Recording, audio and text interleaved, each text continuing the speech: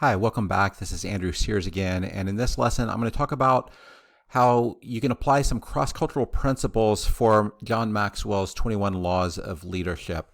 And one of the key things to understand in applying these principles is, I would say step one, and this comes out of our cross-cultural management and ministry course and several other courses that we've developed. But, we have students try to understand cultural degrees of separation to assess cultural distance. So in the field of missiology, Ralph Winter, used this, and he discussed cultural degrees of separation as E0 is basically the same culture. And he was using this for evangelism. So and then E1 is 1 degree removed and E2 is 2 degree removed. The way he defined it, 2 degree removed was really far culturally. I think that it's just important to think about different dimensions that may influence degrees of separation or cultural distance. So whether race or ethnicity, social class is someone, and it's not just their current social class, it might be their social class background. Are they coming from a low income background? Are they working class, blue collar, middle class, upper middle class?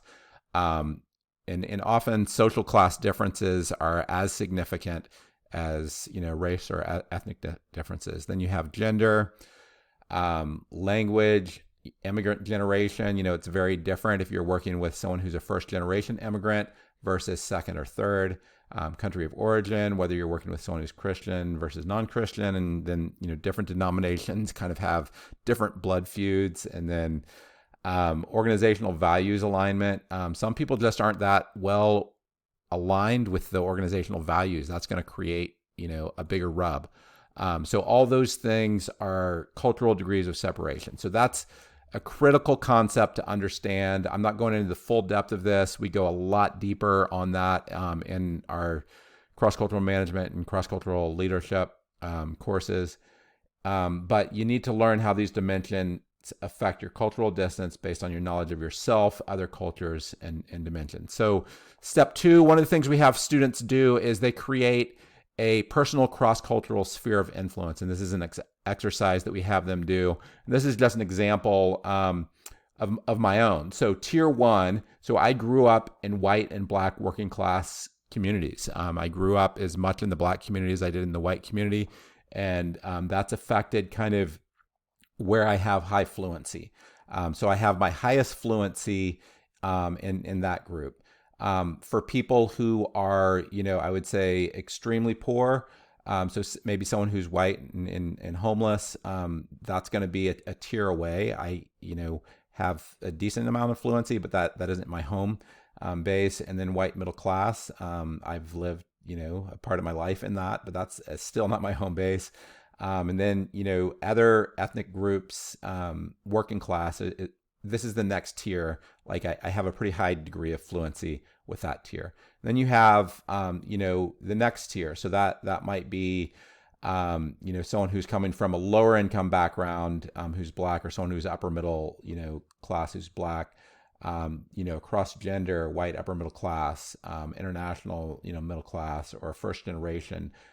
Each of those is, more of a cultural strain, right? And I recognize as I'm relating to someone, what I'm recognizing is I'm recognizing kind of the effort it's going to take for me to serve effectively.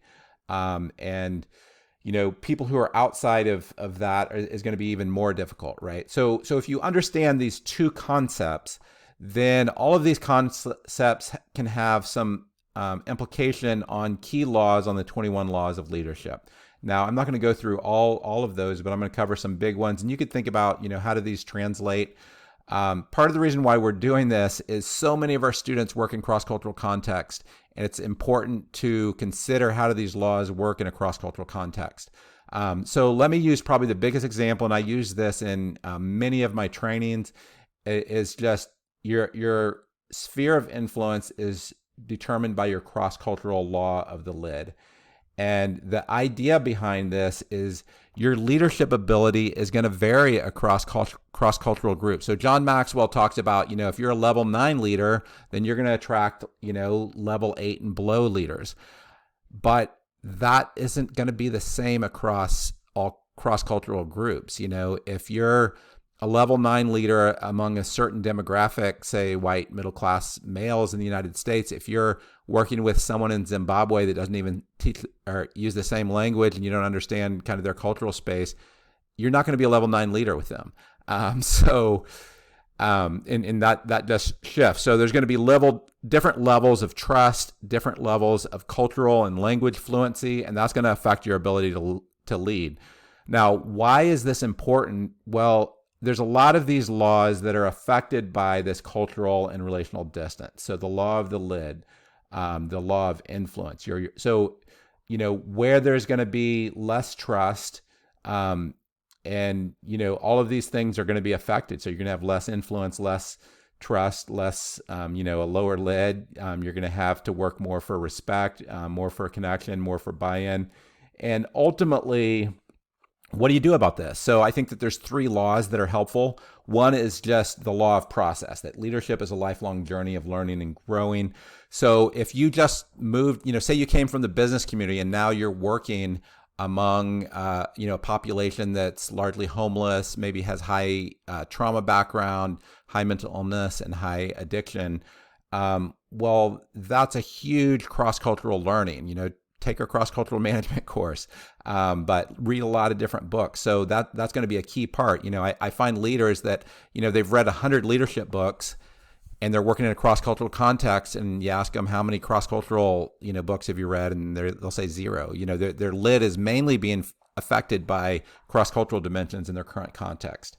The law of addition is basically that you add value by serving others. So, what that means, if there's less trust, if there's a bigger gap, it just means you got to work harder. You got to do more to serve. And the law of sacrifice, you got to, give up to go up. Ultimately, it's about sacrifice in leadership. So, this is just kind of a quick overview. And these are helpful general tools. So these 3 laws are helpful general tools, but there's a lot more specific framework, skills, and aspects of cultural fluency that's covered in a lot of other courses. Now, it's important to recognize, as I talk about this law of the lid being, affecting you cross-culturally, it's important to recognize, how does this cross-cultural law of the lid play out organizationally? So say you're a white male middle-class leader. So what that means is your lid might, and this is just an example, right? Some people have amazing fluency across different groups. I said that for me, I personally believe that I'm almost as fluent working cross-culturally across, white working class and black working class communities. But so other people might have, particular gifting across, working with different groups. But for me, or just as an example for a person, you might say this person is, working with someone who's white, 8. They're a level 8 leader. Someone who's Asian, level 7, black and Latino or Latina, level 6. And if there's a difference across gender or social class, you reduce that 1. So what that does is, and you think about how the law of the lid plays out. So this person's very, easily able to supervise a very strong, white male middle class level 7 leader. And then that person's able to supervise 15 largely white staff. But then, this leader might be, because he kind of has this, the cultural distance, he's able to supervise a white female working class leader that's a level 5 leader. And if he tried to do a level 7 leader, he might be intimidated because he doesn't know how to, react. And then, that person might be supervising someone who's black male, working class, level 3 leader. Not that you can just say everyone has, this level of leadership, right? And then he's able to supervise a black male, middle class, level 5 leader, and that person's able to supervise a black male, working class, level 3 leader, and then has maybe a Latina level 4 leader. Now, what that does is, because he has different leadership lids, that's affecting the demographics of the organization. And ultimately what that does, and this isn't like a blame game. This is like hey man, we got to work to be more effective cross-culturally. Like, I'm not trying to blame anyone. And this is what I've spent a big part of my own, leadership career trying to do, is how do I work better. So, you have your personal cross-cultural sphere of influence, and what that does is it creates an organizational sphere of influence, and it can affect the organizational diversity. So you have these different laws, the law of the lid that I talked about, the law of magnetism, that you're going to attract like attracts like, the law of the inner circle, where you have people where there's really high trust. Those are all going to be correlated with, how effectively you can lead cross-culturally with people. So then as an organization, what ends up happening is you start to serve, if that was your, law of the lid for yourself individually, you start to see that getting played out for the whole organization. And ultimately what you're trying to do in an organization is you're trying to expand your cross-cultural sphere of influence, and ultimately closer to the center means that your organization can serve them more effectively. So if they're near the bullseye, then they're going to on average have a much higher better experience, and this group might have a good experience, but this group might feel a little bit strained, and people who are outside of that are probably not going to be served very well at all by your organization. So what that means is there's diversity and justice implications of some of the principles, right? So laws that can affect the diversity of the staff, the law of the lid, as I explained, that if your lid's different for different cultural groups, that's going to affect the diversity. The law of magnetism and the law of the inner circle.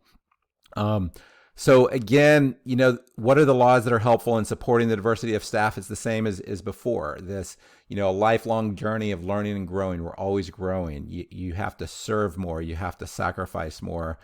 And, part of the learning and growing, we have a lot of courses in cross-cultural management and leadership. So hopefully this is helpful. And we have, want to have a lot of discussion on this. So if you have any questions, please ask your faculty member. Thanks a lot. Bye.